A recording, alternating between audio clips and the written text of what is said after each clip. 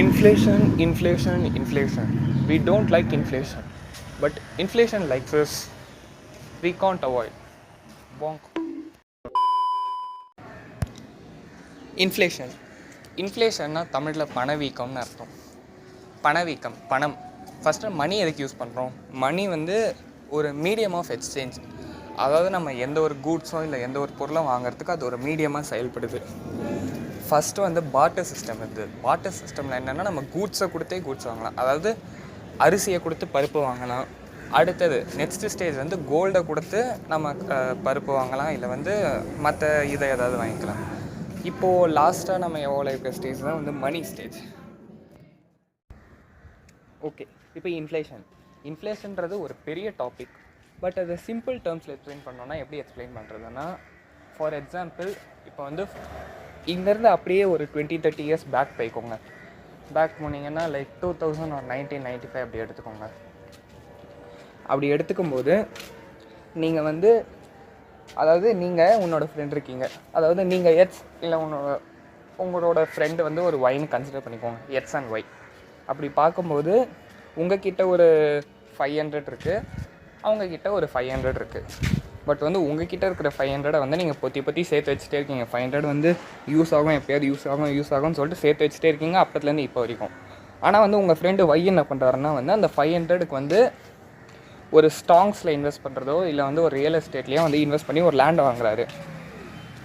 அப்போ வந்து ஒரு 20 years 30 years கழிச்சு அந்த 500 கொடுத்து அவர் வாங்கின லேண்ட் வந்து இப்போ வந்து லட்சக்கணக்கில் போகும்.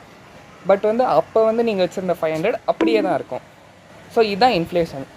பணம் வந்து பணத்தோட வேல்யூ குறைஞ்சிட்டே வருது. அப்போ இருந்த 500க்கு இருந்த வேல்யூ இப்போ இல்லை, இப்போ இருக்கிற 500க்கு வேல்யூ நாளைக்கு இருக்காது. அந்த மாதிரி தான் இன்ஃப்ளேஷன் ஒர்க் ஆகுது.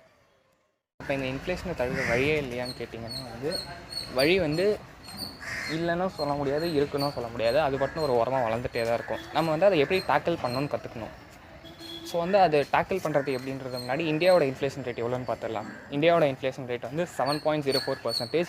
இது ஓரளவுக்கு கொஞ்சம் மீடியமுக்கு மேலே தான் இருக்குது. பட் வந்து இட்ஸ் ஓகே, பரவாயில்ல. ஓகே, இப்போ வந்து கடைசியாக இந்த அவுட் டு டேக்கிள் இன்ஃப்ளேஷனுக்கு வந்து உங்களுக்கு வந்து எப்படி டேக்கிள் பண்ணுறதுனா வந்து inflation is equal to invest.